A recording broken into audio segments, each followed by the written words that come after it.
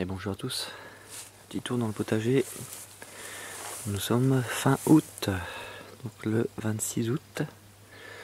Donc là on peut voir que j'ai voulu faire les 3 sœurs. Donc du haricot qui monte sur le maïs. Bon, ça commence à fonctionner. Bien que j'ai peut-être semé vraiment trop tard. Ça commence à donner quoi. Mais pas partout, pas sur tous les maïs. Donc là on peut voir devant des carottes, des poireaux, là, des graines de salade à récolter. Tout ce qui est famille des cucurbitacées ça n'a pas trop donné. La butternut là, j'en ai eu 2, une petite et une plus grande ici. Oh, c'est quand même joli hein.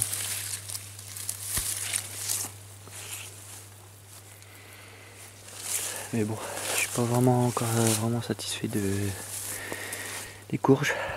Ils ont donné vraiment un tout petit peu quoi. Donc ici on a des céleris, des poireaux.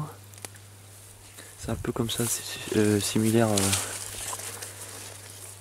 sur toutes les buttes. Un petit peu de lavande.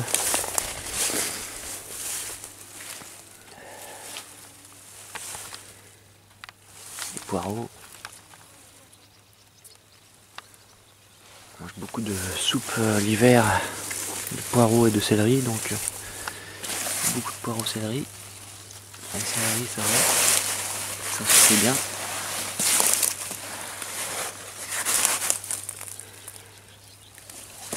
Le céleri. Là, derrière on a, vous voyez, des haricots nains jaunes.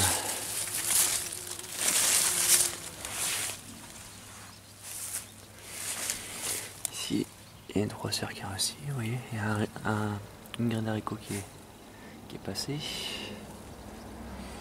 Donc on peut manger des haricots et du maïs en même temps. Et ça fixe l'azote en même temps au sol. Donc c'est tout bénef.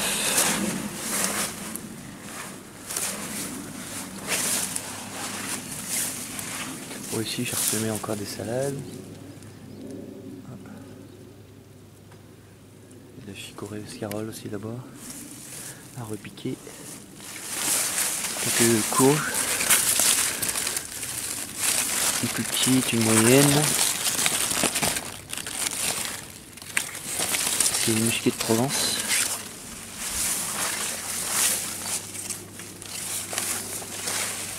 Et là une plus grosse. C'est joli quand même.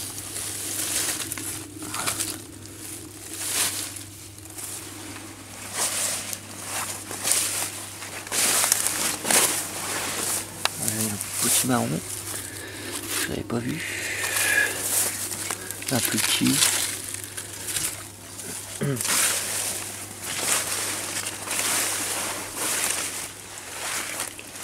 Encore un là.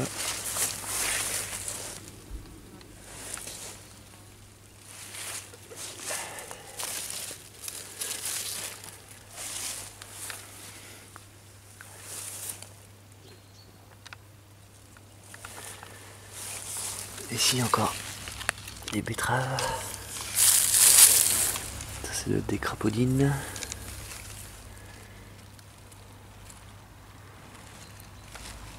Avec des carottes derrière.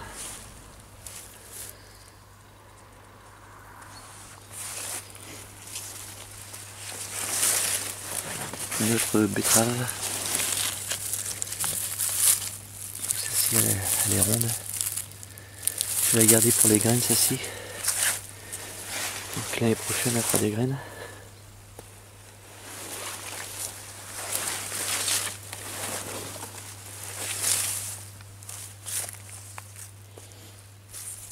On a un petit tournesol. Comme ça à périr.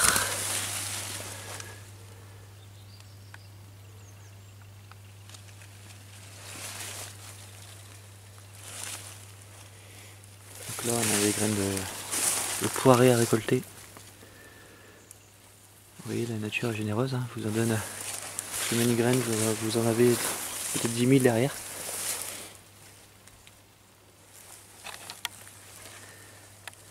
Le soleil commence à arriver. C'est vrai que pendant 15-20 jours on n'a pas eu vraiment beaucoup de soleil, pas mal de pluie, ce qui fait que tout a ralenti un peu.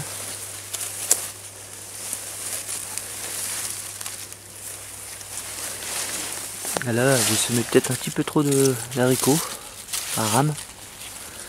On voit le maïs qui tombe. J'ai compté, il y a 5 graines.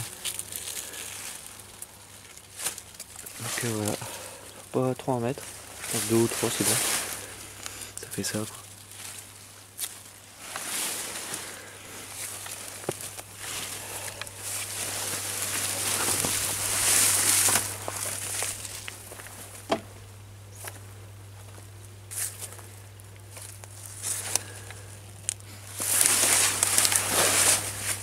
On sort toujours la même chose. Hein.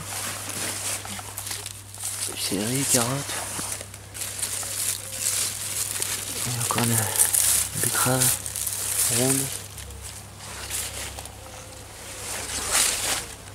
Plus beaucoup de place pour passer. Faire du céleri. Alors je vais essayer de faire une rotation pour l'année prochaine. Pour changer un peu. Parce que je crois que le sol commence à s'épuiser un petit peu. Là il y a un petit marron, je sais pas ce qu'il nous a fait. Une drôle de couleur. Il a été pollinisé avec d'autres choses. Ce qui fait qu'au lieu de donner un orange, ça fait plusieurs couleurs. Après à voir si c'est bon. Ça tombe, c'est peut-être meilleur, je sais pas. Avec aussi les poirées là, derrière. J'ai mis des blettes. Hop, des tournesols géants de Mongolie. Ça fait des super grosses têtes comme ça. On se rend pas compte mais c'est assez énorme. Et puis le poids, faut bien le fixer sur l'intuteur parce que sinon ça a tendance à se déraciner. Donc là il fait bien près de 4 mètres hein, de haut. Et encore la tête elle tombe.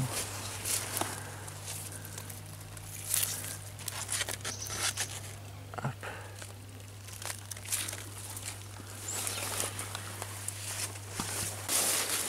Donc, je ferai une petite rotation ici, je vais enlever tous les fraisiers. Parce qu'il y en a partout.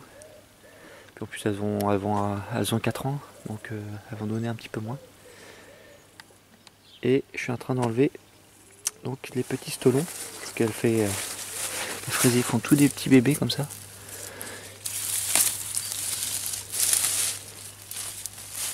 Il suffit juste d'arracher comme ça. Hop.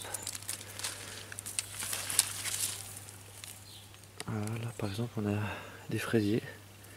On peut repiquer ailleurs. Donc, il suffit d'enlever là les deux parties là et puis hop, à repiquer ça, puis l'année prochaine on a d'autres fraisiers. On ira voir après. Donc ici on peut voir là les concombres limon. Donc celles-ci je les laisse pour les graines. J'utilise les structures, les photos et tout ça pour gagner un peu de place. On peut voir toutes les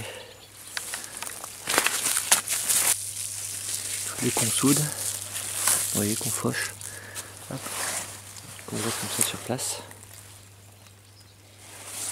Comme ça apporte de l'azote, du potasse au sol. Après tous les trous ici je mettrai un engrais vert. Hop. Je vous ferai voir un petit peu l'engrais vert que je vais mettre. Alors ici on a des carottes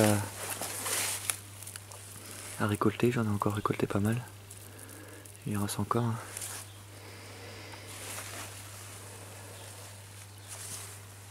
Et ça c'est céleri perpétuel. Ah, qui monte en veine. Les framboises ça se donne plus. Là derrière On a des tomates. Donc ici c'est la Berao.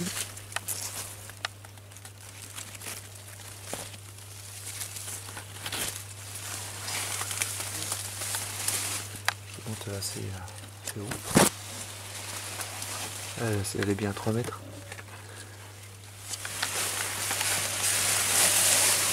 C'est vraiment sympa ces tomates là. Ça prend une première année que j'essaye. Ça donne beaucoup, puis c'est résistant. Et là juste derrière c'est la vigne. Voilà, le petit raisin qui est là au rendez-vous. Je me suis occupé de rien, juste la taille quoi. Les pieds à l'ombre, comme ça il y a toujours un peu d'humidité. Contre un mur pour la chaleur. On peut voir que ça pousse correctement. Une pour la route, parce que là elles sont consommables déjà. Très bonne. Là c'est dans la serre.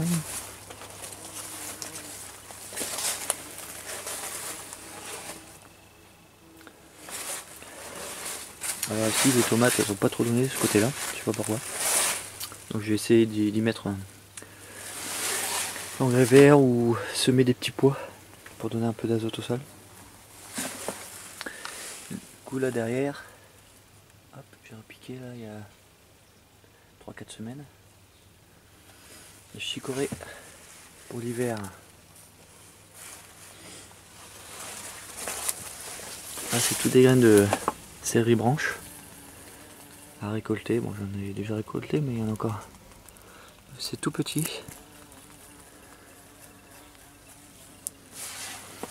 Voilà, c'est tous des oignons qu'il y avait sur les buttes, les blagues. Vous voyez derrière là c'est le curcuma et gingembre dans un pot. L'autre partie ça a mieux donné. Donc ici c'est des œillets d'Inde grand harlequin.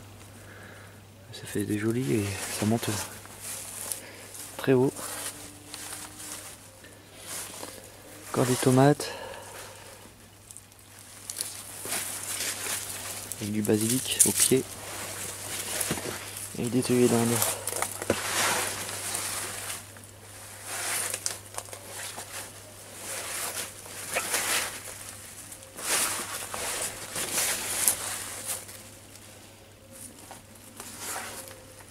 Voilà, voilà.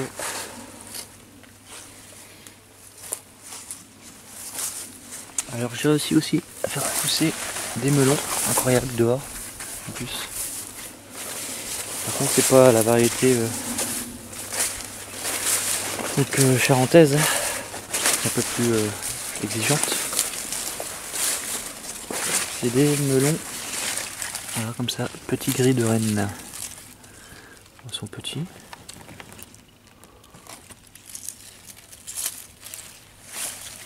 Ah, il y en a deux.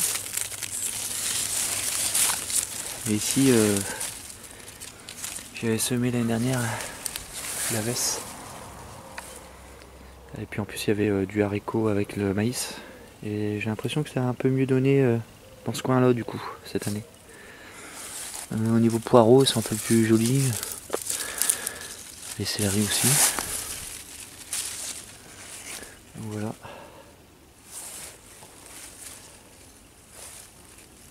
Là-bas derrière on a topinambour. Hop. C'était la vigne.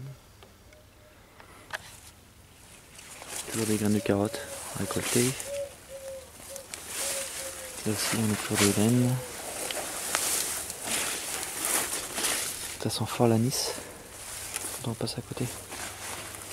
Alors c'est toutes des odeurs comme ça qu'il faut mélanger là pour repousser un maximum d'insectes.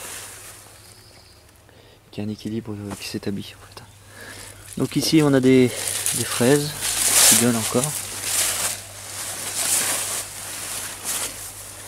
Et des poirées. Et j'ai semé aussi de la vesse. Donner de l'azote au sol.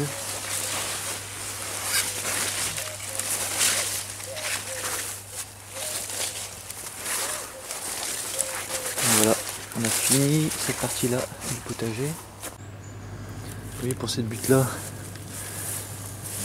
vous avez vu un cheveu rouge, j'avais donné plein de graines. Donc j'ai coupé tout ça. Hop, on peut voir là, derrière tous les cosses sont là. J'ai récupéré toutes les semences, on peut voir toutes les semences que ça donne un seul cheveu rouge. Donc je vous dis, la nature est généreuse.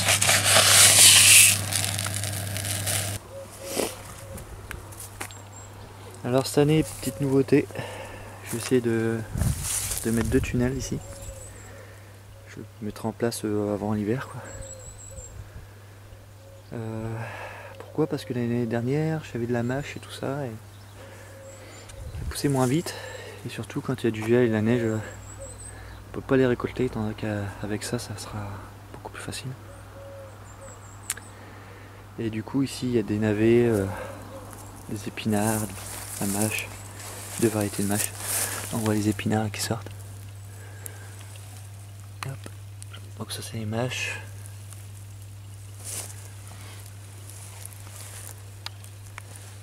Il y en a partout. Alors ça faut toujours maintenir humide pour que ça sorte. Sinon il n'y a rien qui sort. Faut toujours vérifier que ce soit humide. Et là ça tombait bien. Il y avait beaucoup de pluie, tout ça. C'était assez facile. Et puis ici j'ai encore les patates à récolter.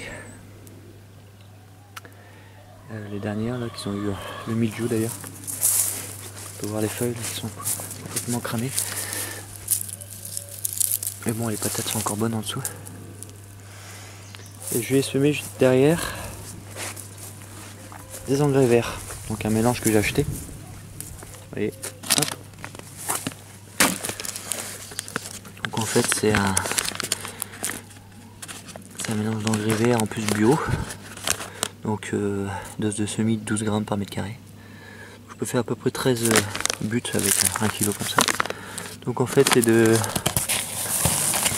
seigle, du blé, de l'avoine et de la vesse, surtout pour fixer l'azote dans le sol, là, ces petites boules de la vesse. Voilà, tout ça semé. Cette butte là je vais pas y toucher, je vais pas les faucher. Ça sera pour récupérer les semences. En fait le but c'est vraiment de ne plus acheter de semences. Et puis le reste on va en mettre un peu partout là dans les endroits où je pense que je vais enlever toutes les courges. De toute façon maintenant ça donne plus. Hein. Et puis là entre les milieux je vais semer tout ça parce que c'est le moment. Hein. Je dis entre fin août et puis octobre. Et puis comme ça au printemps on fauche tout. Voilà, on attend 2-3 semaines et puis on peut semer tout ce qu'on a semé au mois de mai.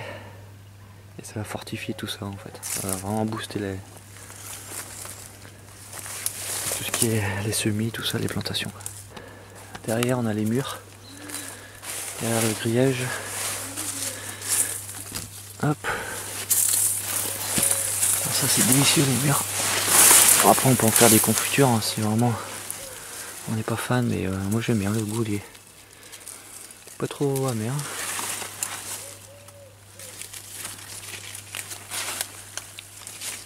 Après quand ça fait beaucoup de branches on peut s'en servir hein, pour faire des tuteurs. C'est super solide. Voilà, et là on a encore tout ça à récolter. J'ai semé aussi beaucoup de. Enfin j'ai fauché beaucoup de consoude, vous voyez. Beaucoup de potasse pour l'année prochaine. Donc, pour les haricots et les petits pois.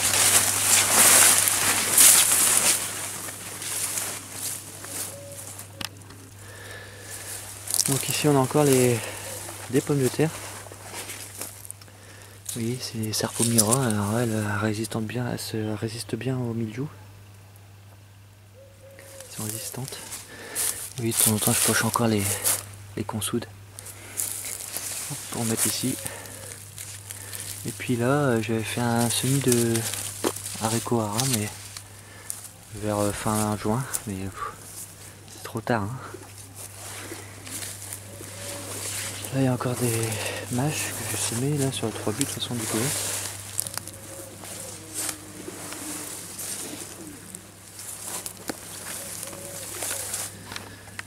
Et l'estragon.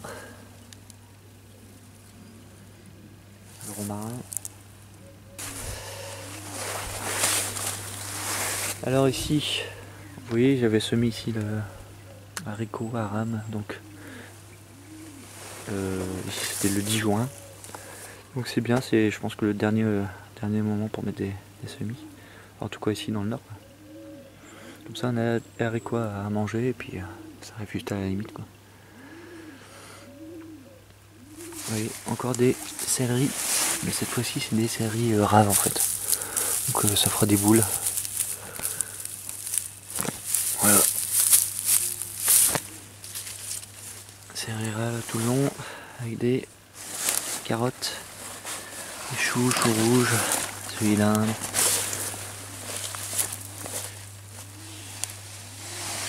Voilà, carottes à manger.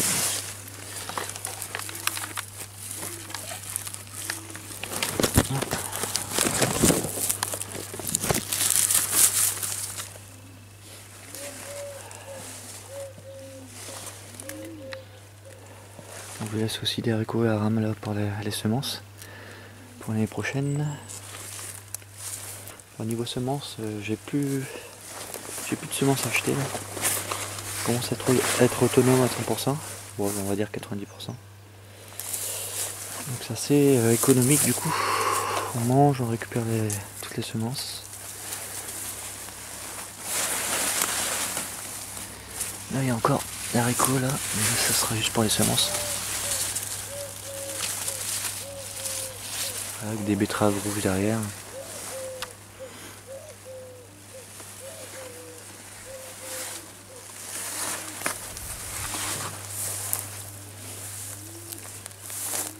Il y a beaucoup de toiles d'araignée donc pour passer. Je suis obligé de le détruire malheureusement.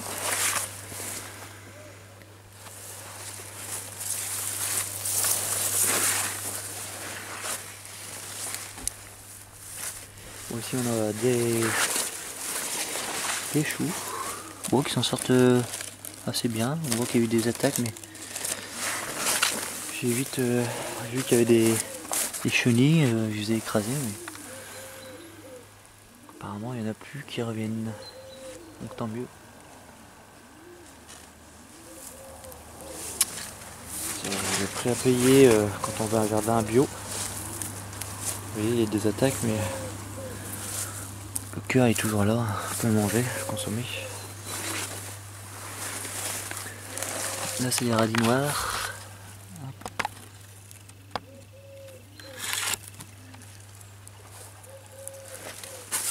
Pour tout l'hiver à manger.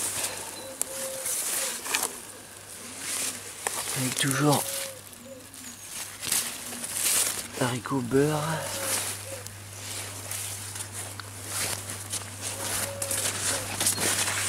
Les choux aussi là.